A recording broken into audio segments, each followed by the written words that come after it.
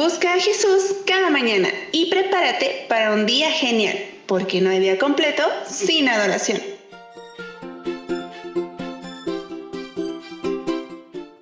Hola, muy buenos días. Gracias porque están con nosotros nuevamente en esta mañana.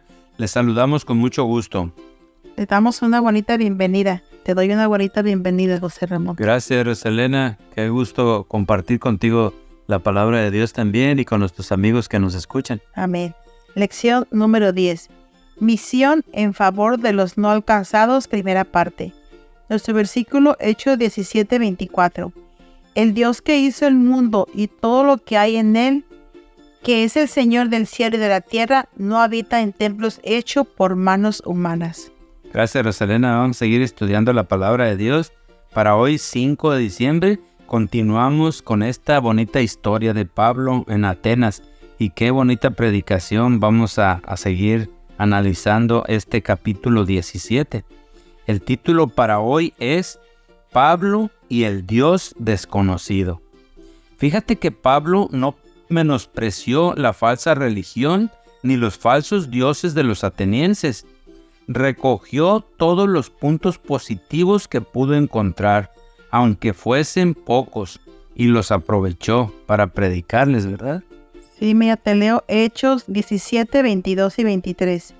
Entonces Pablo, puesto en pie en medio del Areópago, dijo: varones atenienses, en todo observo que sois muy religiosos, porque pasando y mirando vuestros santuarios, hallé también un altar en el cual estaba esta inscripción: al Dios no conocido, al que vosotros adoráis, pues sin conocerle, es a quien yo os anuncio.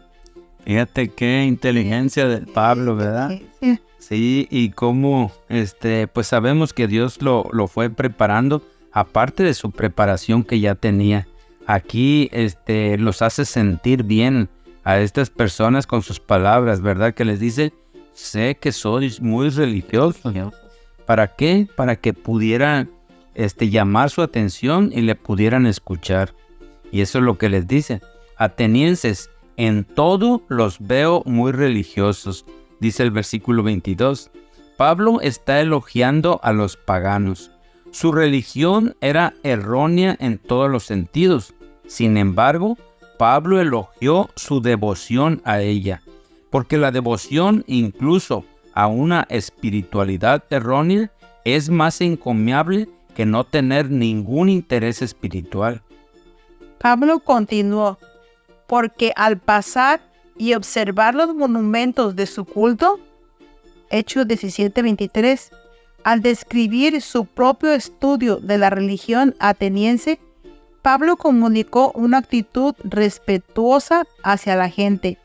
No se precipitaba como un autoproclamado experto con todas las respuestas sobre cómo tenía que cambiar a la gente.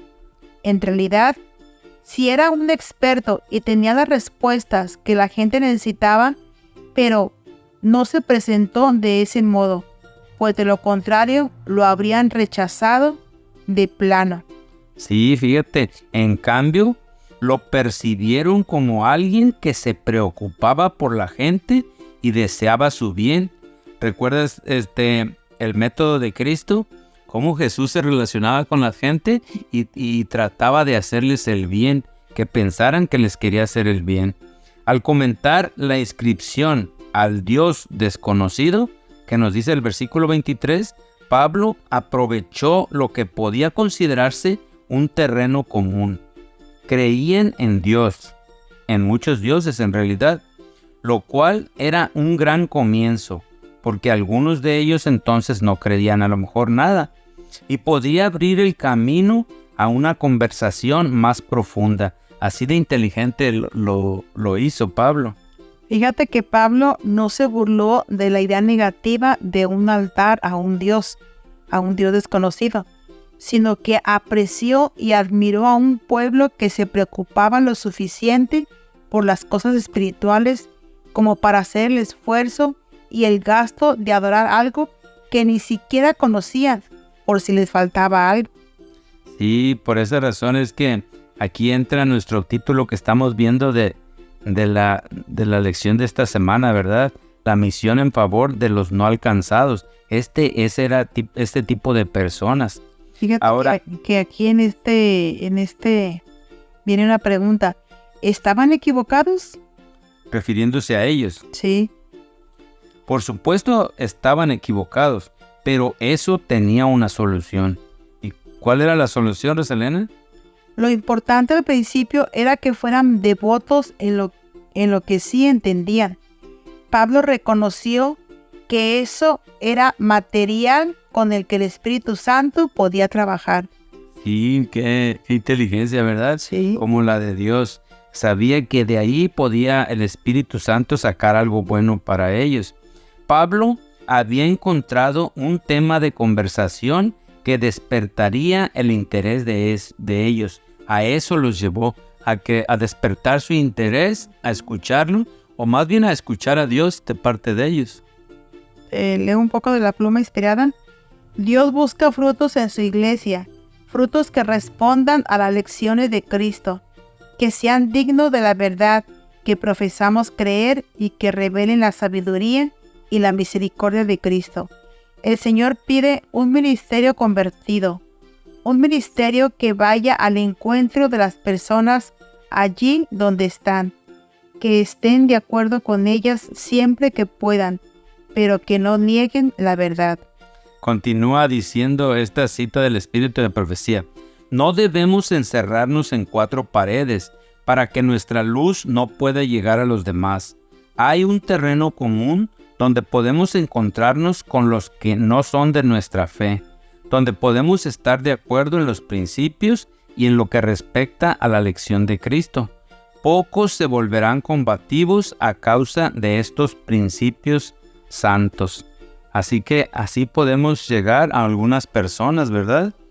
Primero, haciéndolos sentir bien en lo que hacen, aunque posiblemente puedan estar equivocados como los atenienses, pero luego podemos llamar la atención para que nos puedan escuchar. Aquí viene una pregunta. ¿Qué puentes y puntos de contacto se te ocurren que abrirían oportunidades para una conversación más profunda con otras personas con las que entras en contacto? Eso lo debemos analizar de acuerdo a las personas con las que tratemos, ¿verdad?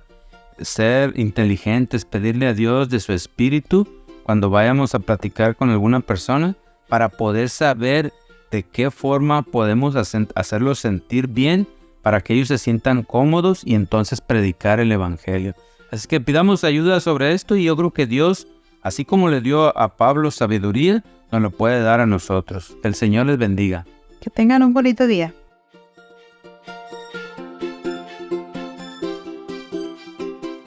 Gracias por compartir esta reflexión y ser parte de esta alabanza. Porque no hay día completo sin adoración.